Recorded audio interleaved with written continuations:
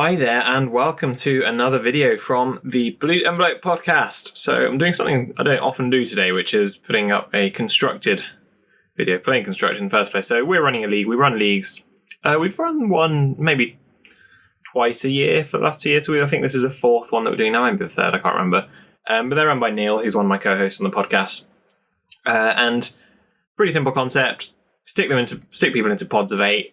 You play round robin against everyone else in your pod, and then we do a cut to top 8. So the top 2, so it's 3 pods of 8 this time. And then the top 2 from each of those leagues, and then the next 2 kind of highest finishers made top 8. I thankfully made top 8. I won my pod, the Jund League, as we called it. So it was the Jund, Jeskai, and Grixis. And so this is the recording of my quarterfinal match in the top 8 of the Spring TV Podcast League, Blue Envelope Podcast League. If you don't watch, if you're watching this but you don't listen to our podcast, I recommend you do so. Please do so. tbepodcast.com. You can also find it on soundcloud.com/tbepodcast. Or you can just search the Blue Envelope Podcast on whichever podcasting app you use. It should be there, Spotify included.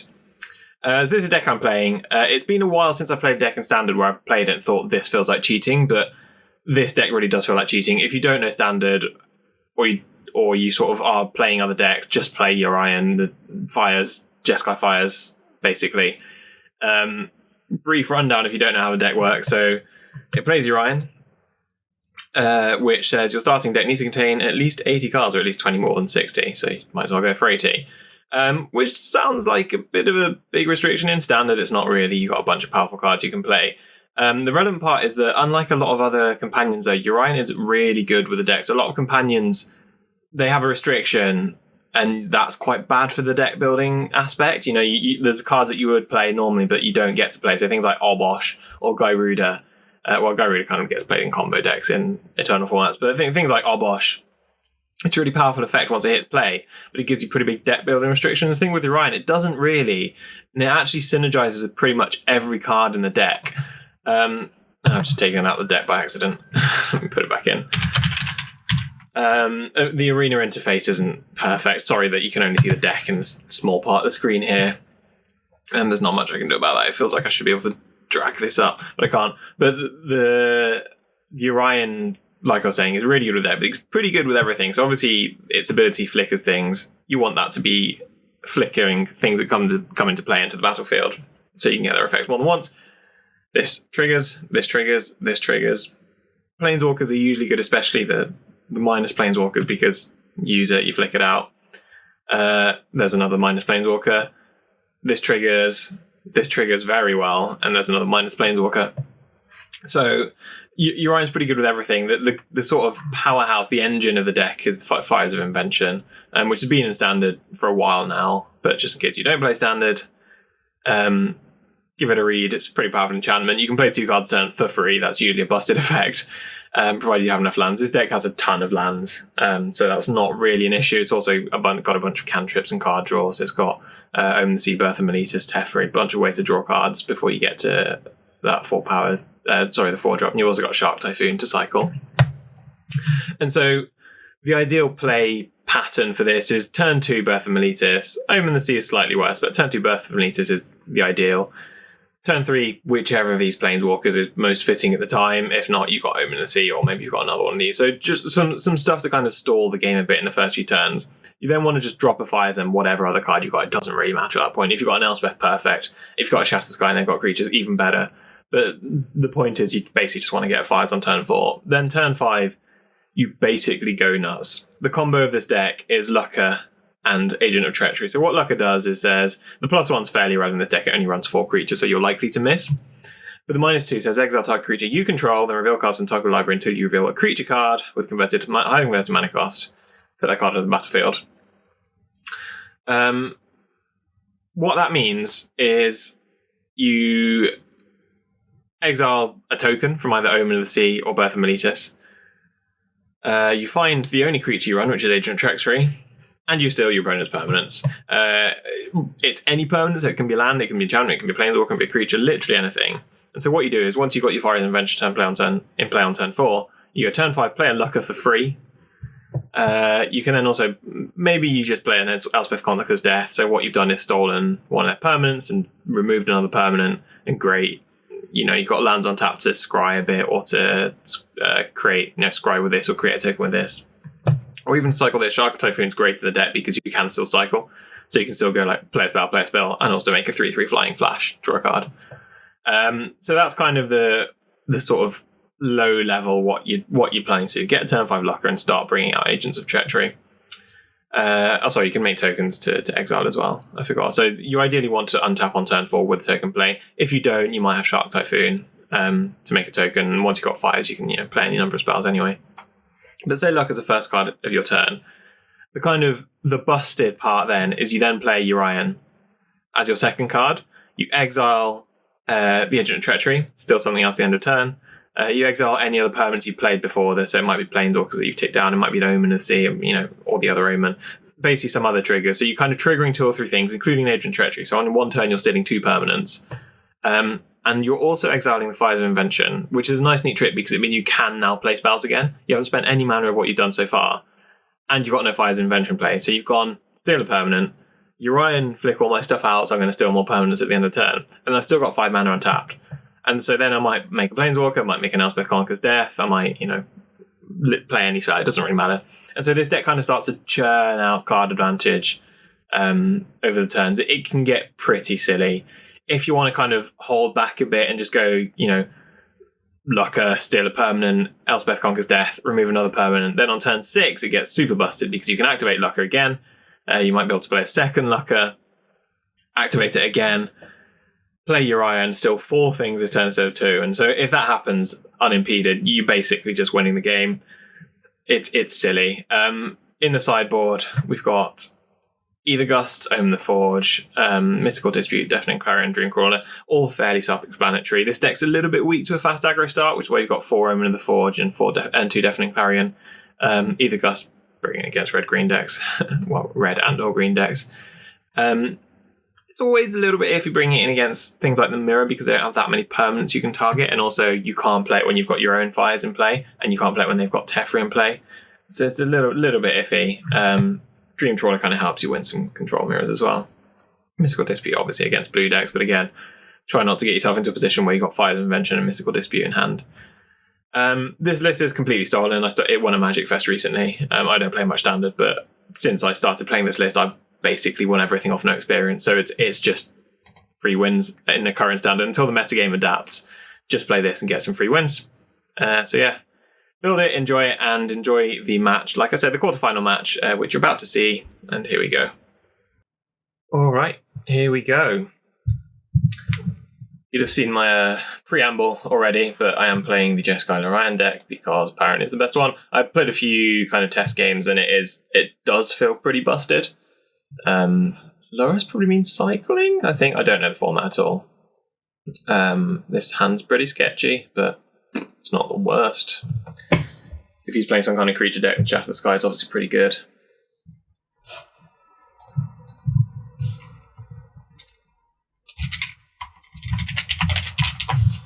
But yeah, I don't know the format well enough. I think Lurrus probably means cycle. I mean, from the few test games in the Bronze League that I've played, there's obviously a pretty good indication of Tier 1 meta.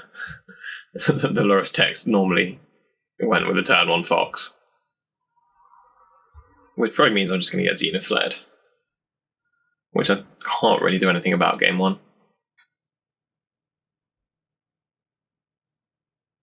They're mulliganing 5. That's good. Good start for me. Apologies for the fact that I desperately need a haircut as well.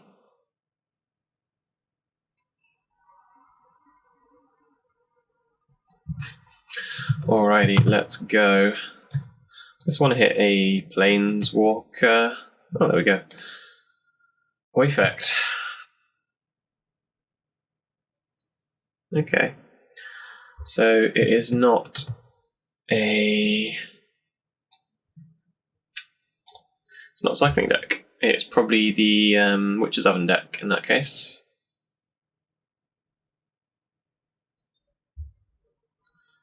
Come on, no follow-up. Come on, no follow-up. Let my Teferi get you good. Okay. I'll probably take Teferi. I don't know. I don't know what the pick is. I don't know what's in his hand. But Teferi's going to be pretty big swing if there's no other follow-up after this.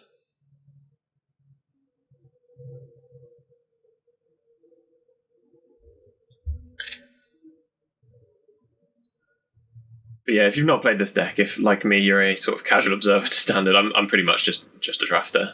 But if you've not played this deck, it just feels it's really cleverly designed. Just the more you play it, the more you see the interactions, mostly around fires, but just like the fact that Lucca, the Planeswalker, can randomly turn like a 0/4 from Birth of Meletis into an Agent of Treachery, and it's like, oh yeah, didn't see that, and it's just a cool deck. Yorion, the fact that you can always play it is great with fires, especially where you play your 2 cards, while the second of which is Yorion, you remove fires, and then you can play more cards. Oh no. So I guess maybe Teferi and plus it. Yeah. That seems fair.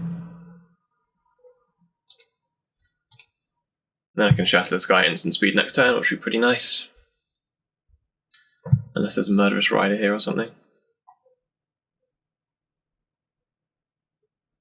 Yeah, they're coming at Teferi, not particularly surprising. Oh, only one of them came at Teferi. Okay, that is a little bit surprising.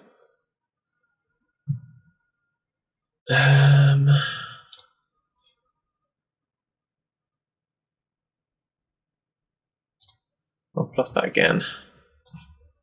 I'll make this because he hasn't seen it.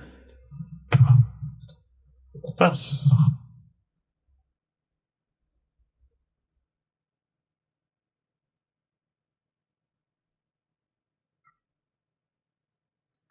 If he attacks here, I might just make a Shark Typhoon, to be honest.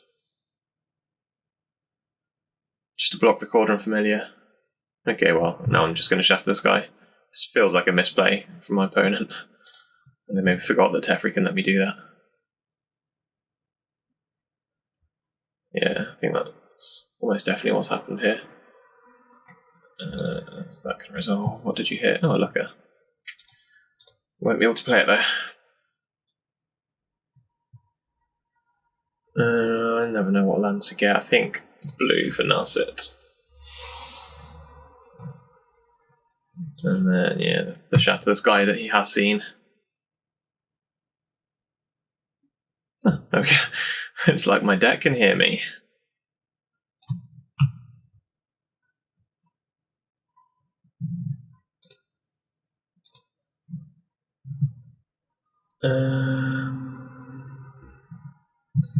That's a good way of killing Lurrus, but so is Shatter the Sky. I might just rather have an Omen. No, that feels wrong. I mean, that literally just kills Lurrus. Maybe I'd rather just have the Omen. I think that is. Yeah, I think that's right. Let's plus this so it doesn't die to a Robber of the Rich next turn.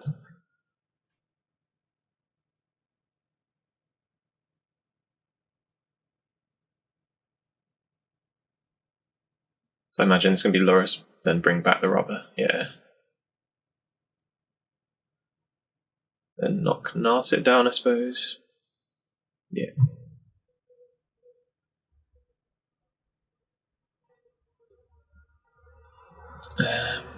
So what does this say? When an attacks, if an player has more cards in the... During any turn you attacked with a rogue, you may cast that card. So can he still cast my Looker? Or because the Robber of the Rich is a different one, does that change that? I honestly I have no idea. By the way, I want to cast an instant speed Shatter the Sky again, so... Let's end the turn.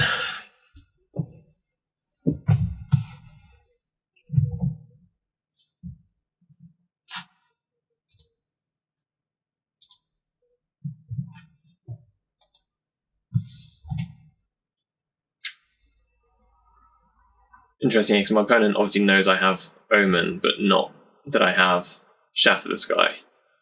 Because of Teferi, he's limited from actually doing anything useful.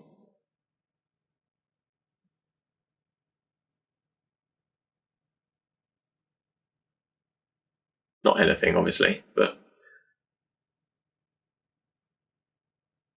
if he plays stuff pre-combat, then I'll just kill it in combat.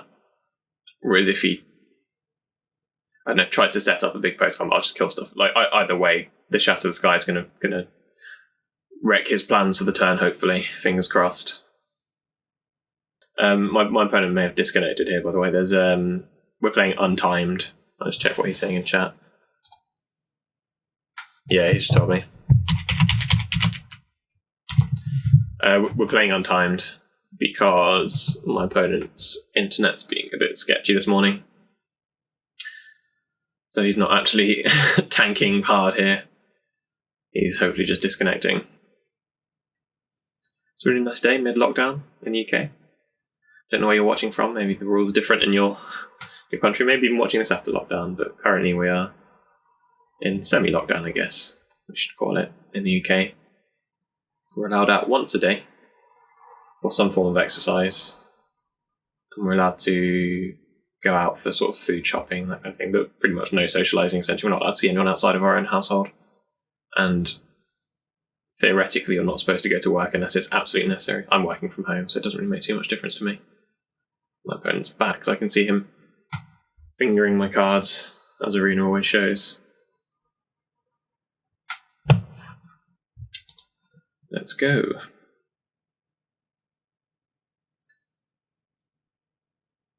I think if my opponent attacks here, I will just... Yeah, so I think I just shatter here.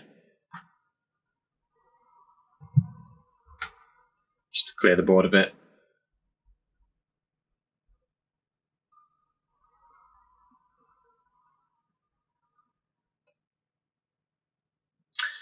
So that was stupid.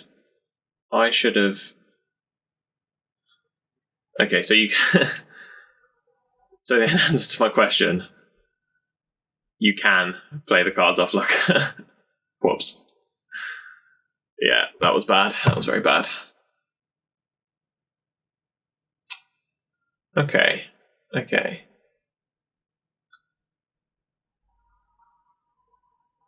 So if I play my own Lurrus here, I think if I play my own Lurrus, that's going to be a pretty good turnout. So I think I'll just bounce this, so my opponent still can't do anything funny like draw extra cards. I'll then play my own Lurrus.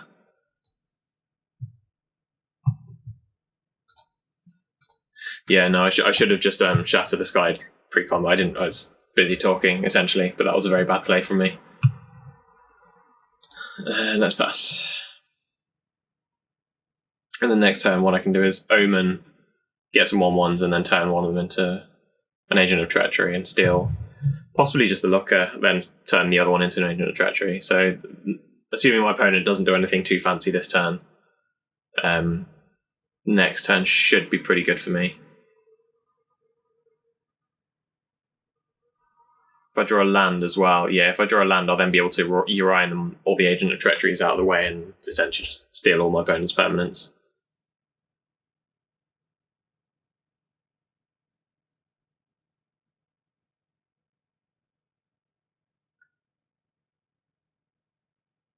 So here's hoping.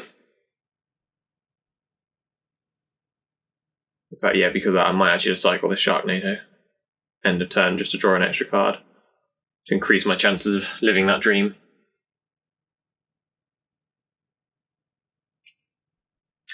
Yeah, Cauldron Familiar's fine.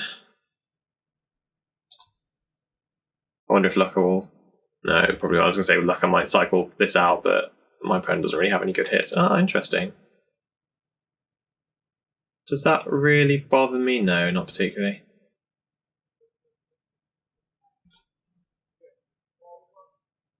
I mean, it might kill Narset, but Narset's my least needed Planeswalker right now.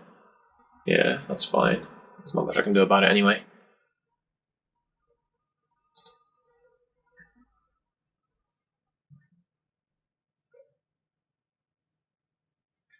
Yeah, also fine. Okay, so let's see what this hits. Pay 0 on that, confirm 0. Hopefully, I just want a land, essentially. Yes, that is good. So I'll play this.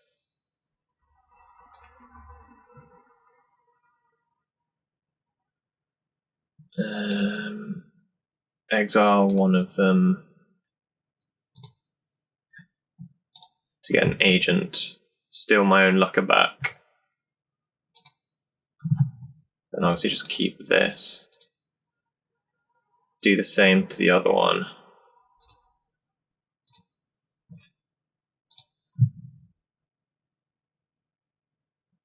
And guess I steal this. It doesn't really matter at this point.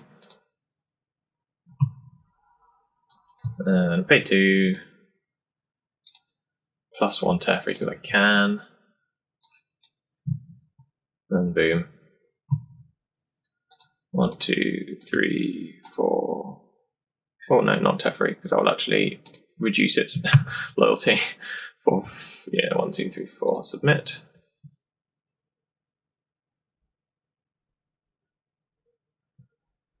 And then I think that was still that. And that was still, yeah, my opponent's just conceded. Yeah, that seems sensible. That's what the deck's supposed to do, essentially. Now I don't know what to do. They seem good. And what seems bad? Narset's probably not great against this deck. Elspeth Conquers Death. Seems a shame bringing that out, but my opponent's playing Lurrus, so it has literally one target. So I probably just want to take 4 of those out, and I want to bring in an Omen. I don't know why that came out. Teferi's not great either, actually, but there's nothing in the sideboard that's better. Maybe Either Gust.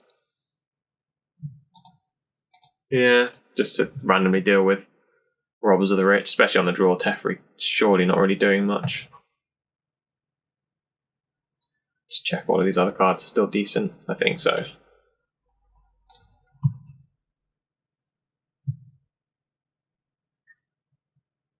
Yeah, that seems like a fair plan, I think. Let's go.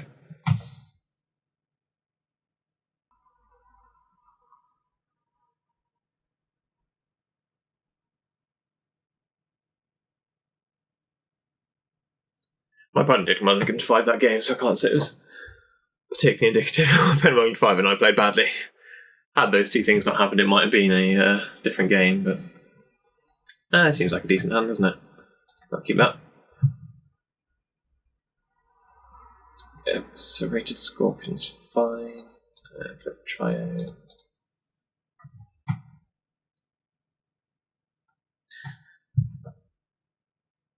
Seen a lot of raging debate going on with these triomes as to the naming. As someone who's a fan of the linguistic arts, I'm a fan of that kind of debate, but it's a sort of bastardization of biome, which linguistically isn't anything to do with 2. It's to do with bio, as in biology. So turning into a triome makes it make 3 colors is a bit of a stretch. Duress. Yeah, fine. Not much I can do about that.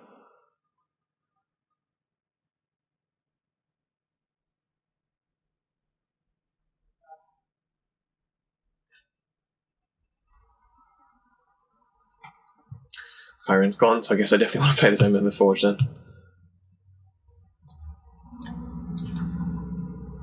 Let's kill that Butcher.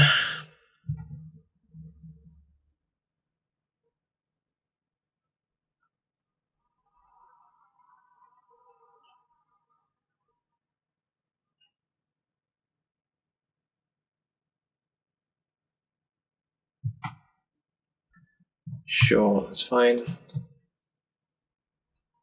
And then to tapped, I think. Yeah, because I'm only going to Omen of the Forge something. I don't know actually if I want to Omen the Forge. I definitely don't want to straight away because I can't activate it anyway. I'm just wondering if... Okay. No, so I think I would still rather wait for my opponent to attack. Yeah, because I just don't really want to take that damage. So my opponent might not attack with the priest here. I think that's probably the best play, but I still probably want to just kill that. Let them draw a card off it. It's fine. Yeah.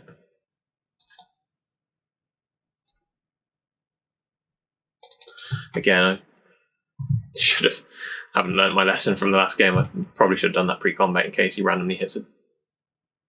No, do I have any 2 casting cost spells? Yeah, I mean, he could hit an Omen of the Forge.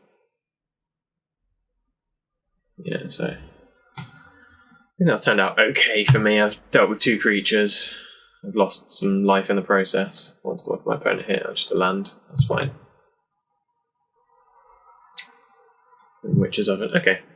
So this game's, I think, okay. Oh, that's a pretty good one, is it? No, not particularly, actually. So if I can't really return that because my opponent will just Lurrus, Rob the Rich. Assuming that's a land, it might not be. What I could do is just plus it, and then I'm in a pretty good position with Yorion coming next turn, but I think I would rather just keep up Shark Typhoon mana. And then anything my opponent does do next turn is just going to get him in the Forge once Yorion hits play. So yeah, I think that's actually better. So let's just pass. Hope my opponent attacks into it.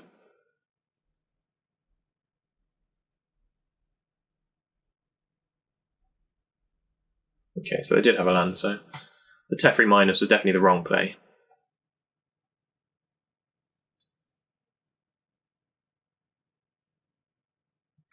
Yeah, that's somewhat unsurprising.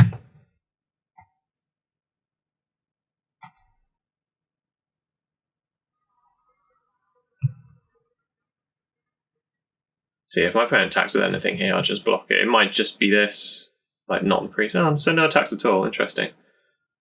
I think I probably just want to do this anyway, just so I have a blocker. Do that first.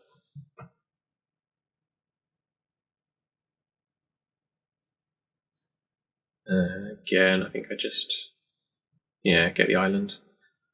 I don't think it matters at this point. I've got all the colours I need. But generally speaking, a mistake I kept making was getting too many planes, because then Birth of Meletis doesn't do anything.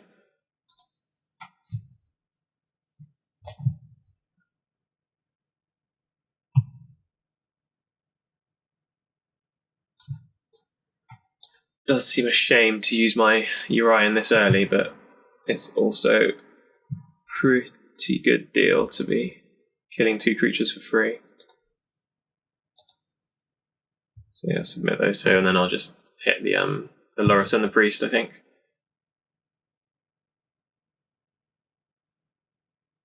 Probably don't want to attack with this. I'm not really trying to race.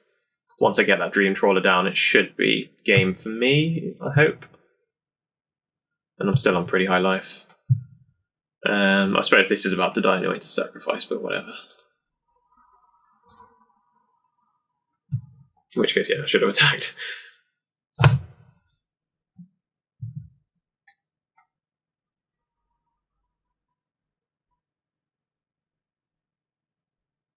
Yeah, so I sacrifice a creature. And that's going to die as well. So yeah, I'm in a pretty good position here. Got a 4/5 blocker. I'm on 9 life. And as soon as, like I said, as soon as Dream Trawler hits, I should be safe, is the hope.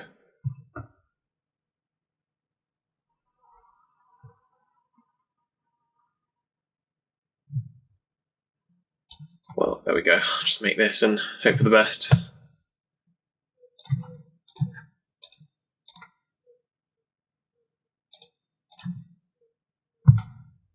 I think once it makes first contact, we're basically good.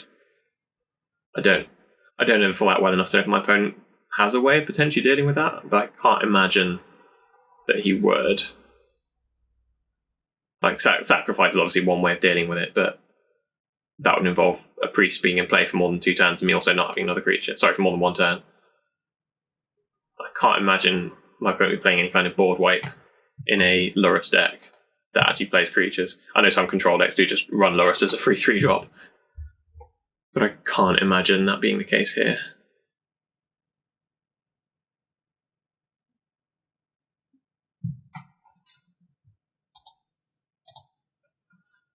Cold Death Dweller, yeah, that seems fair. Then I imagine the Priest is coming back. Yeah.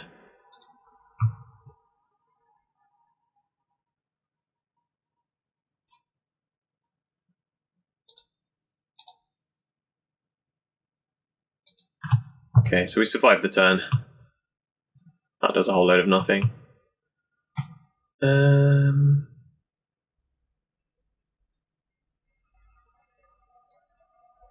Do I want to attack with Yorion? So that's got Menace anyway.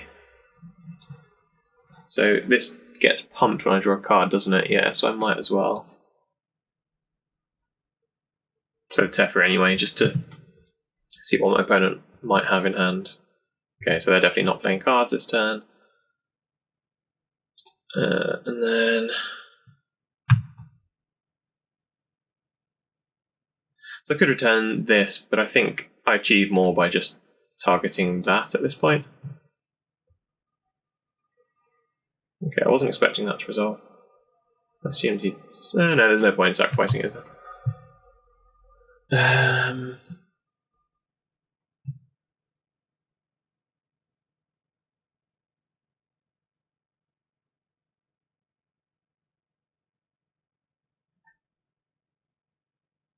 I think I'd just attack with a trawler now. That puts my opponent dead next turn either way, and there's no point. I just can't think what I could randomly lose. I mean, I can't block that anyway. 6, 10. Actually, 2 times, well, that's red or green. I think I just won this turn. Hold on. So if I hold control, that's 6, 10. So 2 attackers.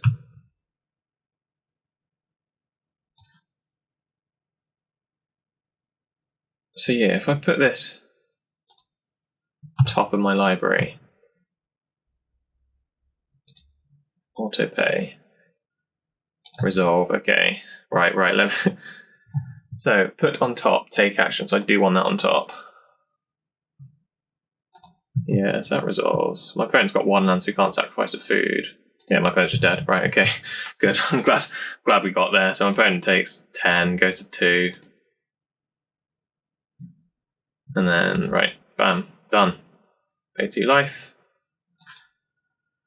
Into the semi-finals. I'm glad I wiped it out eventually, because that would have been pretty embarrassing. That was a pretty cool play. I'm proud of myself there. GG. GG's.